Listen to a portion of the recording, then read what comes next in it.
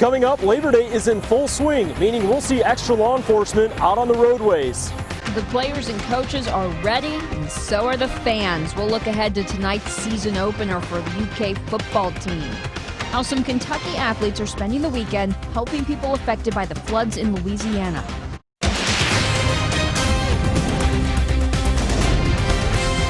This is WKYT News at 6.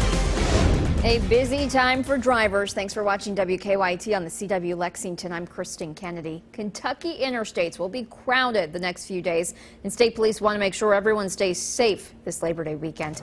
WKYT's Mike Byer is riding with troopers in Madison County. He has tonight's top story.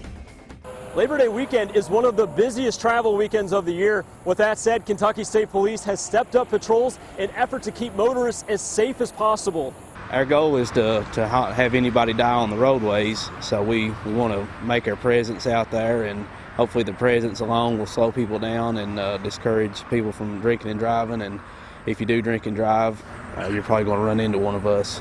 According to AAA, millions of people will be traveling this holiday weekend. KSP, along with other law enforcement, will be keeping a close eye on the ones traveling in the bluegrass. The national campaign, Drive Sober or Get Pulled Over, runs through Labor Day. In addition to actively looking for DUI offenders, law enforcement all throughout the state are also conducting traffic safety checkpoints. Police say the reason for these extra safety measures is to keep people alive. In 2015, during the Labor Day weekend, we had 10 different people die on Kentucky's roadways in 7 different vehicle collisions.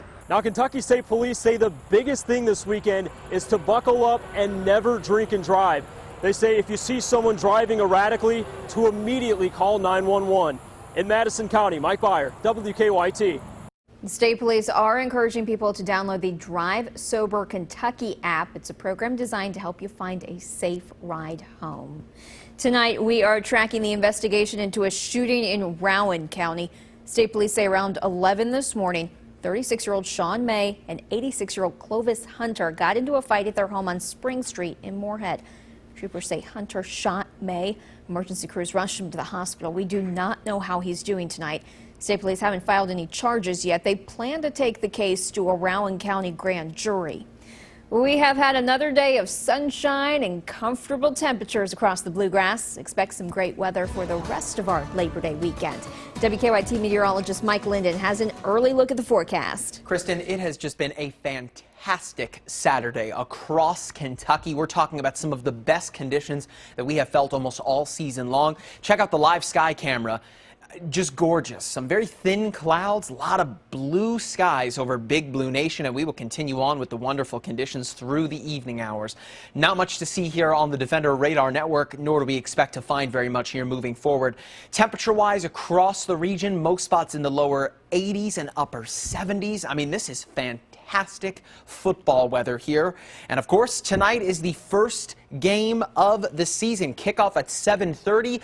Tailgating temperatures right around the lower 80s, and for kickoff in a little under 2 hours from now, or a little under 2 hours, we're looking at temperatures in the mid to high 70s, and for the ride home later this evening, right around room temperature, 68, 69 degrees. I mean, that is some of the best weather that you can ask for to kick off a football season. As far as traffic goes, if you're getting set here to head to Commonwealth Stadium, be prepared to run into some minor delays. You can see the orange and now the red there on Limestone as you get closer to Commonwealth Stadium. That means that traffic, if you see the orange or the red, is stopped, if not stop and go. So expect some delays if you're trying to make it for kickoff. Probably best to leave now for the game. As far as the rest of your holiday weekend goes, I mean, we are looking at the conditions continuing on, so the sequel looks to be just as good as the original. Coming up, I'll take you hour by hour and show you how good things look moving forward.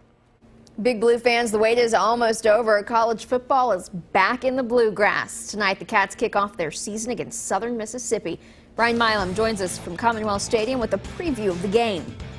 Thank you very much. Here on the floor of Commonwealth Stadium, where we will have College football later this evening between the Wildcats and the Golden Eagles. Football is finally back. Mark Stoops begins his 4th season as head coach of the Wildcats, and one thing he's really been impressed with this fall camp and during practice is the maturity of this group.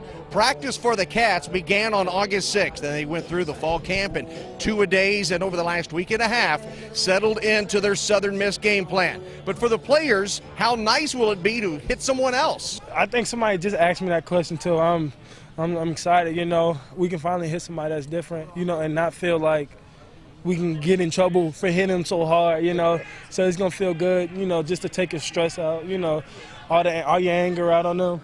And we've just been working hard ever since the end of last year. Everybody's put in a tremendous amount of work. And I think we're just ready to go out here Saturday and just be able to play against somebody else besides ourselves and be able to show people what we've been working on and improved on since last season. UK started as a 7-point favorite. It's all the way down to 3.5, so the Vegas wise guys think we could have a pretty good ball game later tonight. Reporting from Commonwealth Stadium, I'm Brian Milam, WKYT. For many fans, it's not football without tailgating. Many showed up to Commonwealth Stadium early today for good food and good company. WKYT's Caitlin Sentner found out they're excited for a new football season. It's a great day for Cats fans. The first game of the year, and it's gorgeous outside.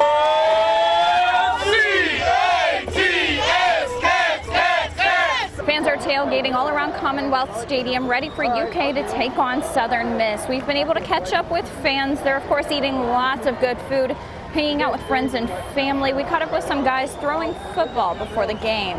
We eat, drink, we watch football games, hang out with our friends, obviously, throw a little football. It's a wonderful way to spend a couple hours, especially with beautiful weather like this. I am excited about today. This is the year 4 of Stoops. This is when all those seeds he's been planting bloom into trees, and it all comes together. Another fan is here with his granddaughter for her first game, and she's excited. Is UK gonna win? How much are they gonna win by? 15. And so we're looking for tickets for the Georgia, by the way, November 5th. So we do want a family package. Some fans we've talked to are cautiously optimistic, but all have said the Cats are going to pull off a win here at home tonight. In Lexington, Caitlin Sentner, WKYT. UK athletes are collecting donations for Louisiana flood victims this weekend, and you can help out. The UK Student Athlete Advisory Council has organized a supply drive. Athletes are collecting toiletries, canned foods, cleaning products, tools, household goods, and any other items that can help people devastated by the flooding in Louisiana. Athletes we talked to say they are happy to help. Right now they're less fortunate than us, so anything we can do, I'm sure they would greatly appreciate. UK athletes will be collecting donations again tomorrow afternoon from 1 until 7. You can drop them off in the paved lot by the Physical Plant Division near John Kropp Stadium. The now downgraded Hurricane Hermine is being blamed for a second death. Police in Virginia Beach say high winds tipped over a tractor trailer, killing the driver. A Florida man died when a tree fell on him yesterday. Hermine is moving into the Atlantic Ocean tonight. Tropical storm warnings are now in effect as far north as Connecticut. In Florida, where the storm made landfall yesterday, crews are cleaning up debris. More than 300,000 Floridians experienced power loss. This number has fluctuated throughout the past day. As you can imagine, this is the number one issue people are telling me about. The storm is expected to cause a dangerous surge along the mid-Atlantic coast. Governors of states in that area are preparing for possible emergencies. Still to come on WKYT on the CW Lexington. Whitaker Bank Ballpark is preparing for a big crowd. How they plan to handle night 2, Red, White, and Boone. Now, your hour-by-hour forecast with meteorologist Mike Linden. Well, our weekend started off with some fantastic conditions across the Bluegrass, and it looks like more of the same as we head into Sunday and the holiday on Monday. Looking across Kentucky, Not seeing very much out there other than blue skies, of course. It has just been a picture-perfect Saturday afternoon here in the Commonwealth, and we are looking at those conditions sticking with us. The Defender Radar Network showing us nothing. This is what you like to see, especially with football to come here at 7:30. We look to our north high pressure in place, continuing to push in that cool, dry air from Canada, and that is giving us these fantastic conditions. Now, off the coast of the Atlantic, there is Hermine, now a post-tropical cyclone, working its way northward toward the New York area and toward Massachusetts. So New England and, of course, New York City as well, looking at some pretty active weather here. A lot of rain and some strong winds into the Labor Day holiday weekend. Not necessarily the best look there, but here in Kentucky, it has just been fantastic. Notice those winds coming in almost from the east. It's against the grain, but regardless, we are getting in on some fantastic conditions. If you're a football fan, this is what you want to see. The low 80s and upper 70s to kick off the season. I mean, we're cooler than where we are normally for this time of year. Not to mention, the winds are low, the skies are nice and sunny. I mean, picture-perfect weather for the kickoff of the football season. Now, moving through the next several hours and into Sunday and into Labor Day Monday, that's where things begin to change just a little bit. But as far as change goes, sometimes change is good, right? That's what's going to happen as we head into Sunday. Temperatures actually a little bit warmer than where we were into the afternoon hours. Of course, though, once we have to get through Sunday morning, the upper 50s around 8 o'clock in the morning. That's a little chilly, especially if you've been used to this oppressive heat and humidity that we've dealt with over the course of the summer.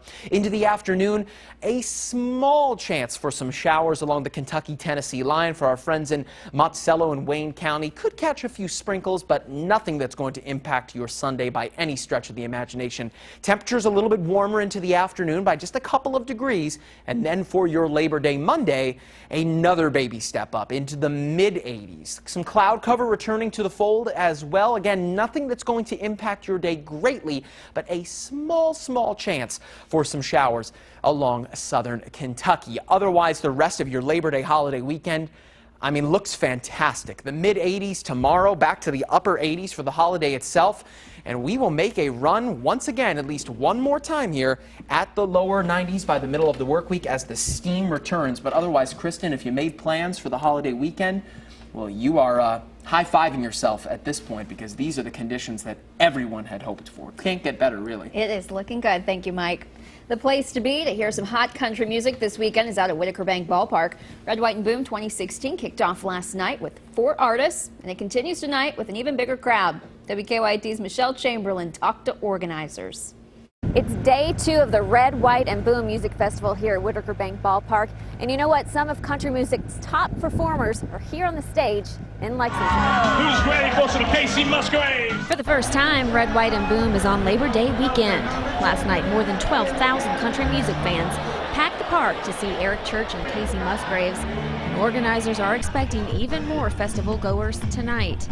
Earlier today, crew workers were preparing for tonight's shows as Jason Aldean and Thomas Rhett are scheduled to hit the stage. A stage that includes some of the genre's biggest stars. It's the first year for the festival, running 3 nights, and it's now considered the largest country music festival in Kentucky. Last night we had Eric Church, tonight we have Jason Aldean, tomorrow night it's Florida Georgia Line, the 3 biggest names in country music, plus the opening acts. They're going to be the future superstars of country music, and it's just awesome to be able to host them here at Whitaker Bank Ballpark. And the biggest act for today is Jason Aldean. He is set to hit the stage at 9:45.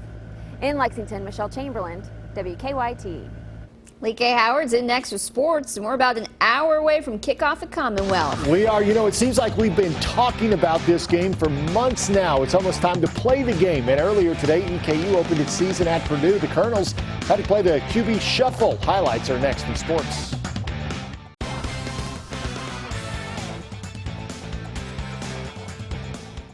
College football is back, and Mark Stoops and his Wildcats are looking to get the season off to a good start tonight, hosting Southern Miss, and that is where we find our Brian Milam at Commonwealth Stadium. Good evening from Commonwealth Stadium as finally college football has returned to the Bluegrass and the city of Lexington. Tonight the Wildcats will meet up with Southern Miss Golden Eagles, a team that won 9 ball games from a year ago. Now, throughout the last couple of weeks. What have been two of the main talking points? Well, it's been quarterback play and the return of former UK offensive coordinator Shannon Dawson, who's now on the side of the Golden Eagles. We talk about it as a defense a lot, and then when we're watching film, we definitely watch a lot of ourselves last year. So going against Coach Dawson is going to be fun. It should be exciting because we've seen a lot of it last year in practice. You know, it just has a football mind. You know, that's one thing at the quarterback position, especially at the next level in the NFL.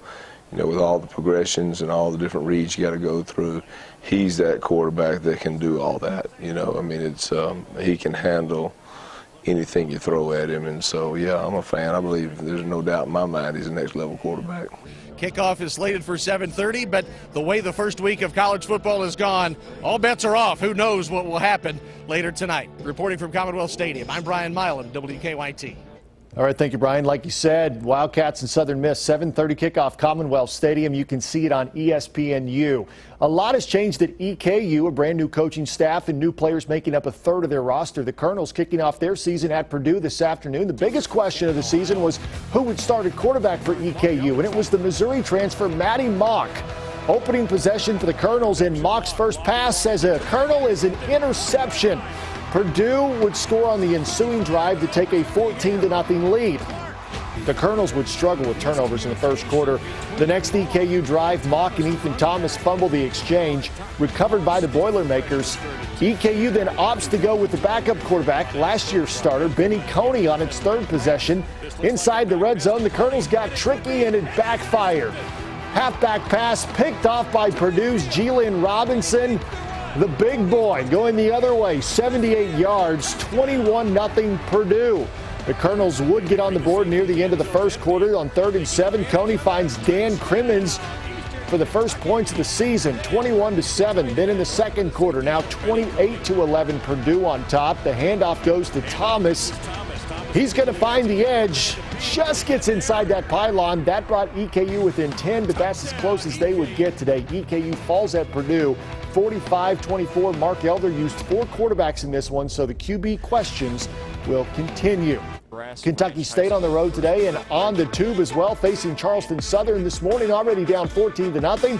Southern's Mike Holloway takes it straight up the gut. It's 21-0. KSU would get on the board in the second quarter, down 43-zip. Reginald Harris cuts back and he's gone. 42-yard score, but Charleston Southern wins it big, 57-7. Now, why are we showing you Georgia Tech Boston College highlights? Well, that's because the new BC quarterback is former Wildcat Patrick Tolles. Fourth quarter, tied at 7. Tolles scrambles and takes it in for the 7-yard touchdown to give Boston College the lead. Tolles 11 for 17, 137 yards and an interception. But with less than a minute to play, Dedrick Miles runs it in for Georgia Tech to take the lead, and that's how it would end, 17-14 Georgia Tech over Boston College. Biggest upset of the day in the SEC, Mississippi State hosting South Alabama. Second quarter, State up 7-0. Brandon Holloway up the gut and diving in for the touchdown. Mississippi State would lead 17-0 at the half. When we go to the fourth quarter, Dallas Davis, and he's going to throw it up to Gerald Everett. Makes a great catch for the 4-yard touchdown. The Jaguars looking for the upset, up 21-20. So last chance for the Bulldogs, down 1. Weston Graves lining up for the 28-yard field goal. Doink. Off the post. South Alabama shocks Mississippi State today, winning 21-20. Hey there, Kristen. Lots of football going on today, but fans were invited out today to watch Nick Mingione's first UK baseball team. The baseball Wildcats scrimmaging yesterday for the first time under Mingione, and today another inter-squad scrimmage. Mingione said that it's a filling out process. Everyone's still trying to get to know one another and learn what kind of team they've got. Roles change, so it's just constantly evolving. This fall we'll put guys as starters, we'll put guys as closers, we'll put guys as relievers from the pitching standpoint, just trying to figure it all out, and it takes time.